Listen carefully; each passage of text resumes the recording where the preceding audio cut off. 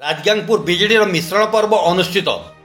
राजगांगपुर पौरपालिका अंतर्गत Ranibandh bypass निकटस्थ BJD निर्वाचन अस्थायी कार्यालय ठारे सुंदरगढ़ लोकसभा प्रार्थी पद्मश्री डॉक्टर दिलीप तिर्की उपस्थिति रे राजगांगपुर पौरपालिका अंतर्गत विभिन्न वार्ड प्राय 15 जन युवक युवती बीजेडी सुशासन मुख्यमंत्री विकास उन्नतिमूलक कार्य अनुप्राणित होई बीजेडी विधिवत भाव में सामिल होते।